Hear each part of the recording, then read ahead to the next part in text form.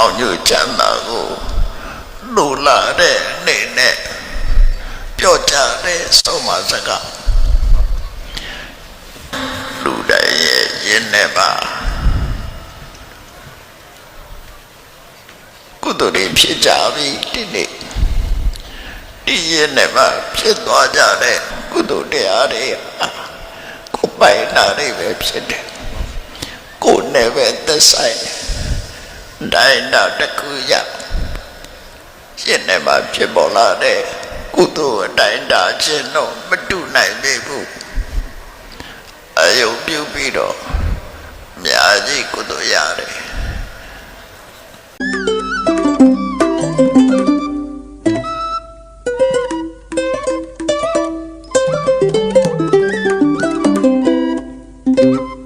ဒီကနေ့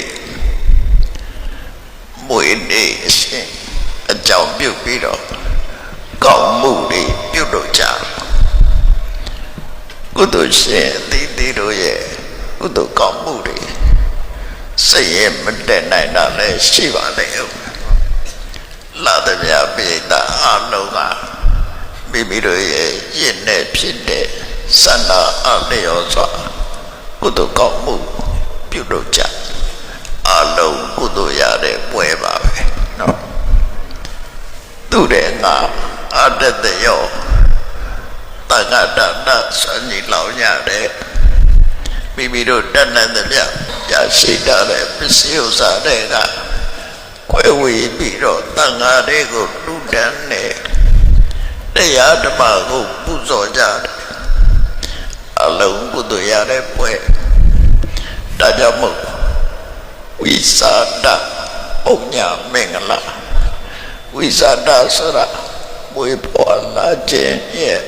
တရားပုညမင်္ဂလာရောက်လာတဲ့ပရိသတ်အလုံးကုသိုလ်ကောင်းမှုပြုလုပ်ကြတဲ့ပွဲနော်အလုံးရဲ့ကုသိုလ်ပွဲဖြစ်တယ်အဲ့တော့မေတ္တာဝါဒမေတ္တာဩဝါဒကောင်းကျိုးချမ်းသာကိုလူလာတဲ့အနေနဲ့ပြောကြတဲ့ဆုံးမစကားလူတိုင်းရဲ့ရင်းနဲ့ပါကုသိုလ်တွေဖြစ်ကြပြီဒီနေ့ဒီရင်းနဲ့ပါဖြစ်သွားကြတဲ့ကုသိုလ်တရားတွေကိုပိုင်နာတွေပဲဖြစ်တယ်ကိုယ်နဲ့ပဲသက်ဆိုင်တိုင်းနာတကူရရှင်းနေမှာဖြစ်ပေါ်လာတဲ့ကုသိုလ်အတိုင်းတာခြင်းတော့မတူနိုင်ပေဘူးအယုံပြုပြီးတော့အများကြီးကုသိုလ်ရတယ်မိမိရဲ့ကိုယ်ကဏ္ဍဒုက္ခကိုတုံ့ပြုပြီးတော့ဆောင်ရွက်ကြတဲ့ပုဂ္ဂိုလ်တွေဟာအစာဝိယဝိသလုံးတဲ့ပုဂ္ဂိုလ်တွေအလုံးကုသိုလ်ရတဲ့ပွဲပဲနော်အဲ့တော့ဩဝါဒအနေနဲ့မတော်ဘူးရတော့လောကမှာလူရဲ့လူဖြစ်လာတဲ့အတားလေးနှစ်ပုဒ်ကိုမတော်ရအောင်ကုလေသာတော်ဟိဧကိသောလူတိုင်းအားဝိပါလာကြတာဖြစ်တယ်ကိုယ်နဲ့ဆိုင်ရာကိုယ်အမျိုးမှာမွေပွားလာတယ်မွေပွားလာတဲ့ပဲအချုပ်ပုဂ္ဂိုလ်တွေကဒုတိလောဒုတုတတနောကိုယ်ကျင့်တရားပြပြကြတယ်လောကမှာမွေပွားလာပြီးတော့ကိုယ်ကျင့်တရားရှိကြဒုတုတတနောမင်္ဂနဲ့အမြင့်မရှိကြဘူးမရွေးနဲ့အမြင့်နဲ့အတွေ့တွေရှိကြအဲ့ဒီပုဂ္ဂိုလ်မျိုးတွေကဘာဖြစ်တယ်လို့ဆိုကုလင်္ကာရောယမိသာတော်တန်ကုလတဝိနာတကောလူဘွားလူတွေမှာမွေးလာပြီးတဲ့လူသားတွေကိုအကျိုးမပြုလောကကိုအကျိုးမပြုဆွေမျိုးညတေတွေကိုအကျိုးမပြုပဲနဲ့ ဖြစ်စီတဲ့ပုဂ္ဂိုလ်မျိုးရတဲ့ရှိပါတယ်နော်အဲ့ဒီပုဂ္ဂိုလ်မျိုးကိုကုလင်္ကာရလို့သုံးတယ်ကုလအင်္ကာရ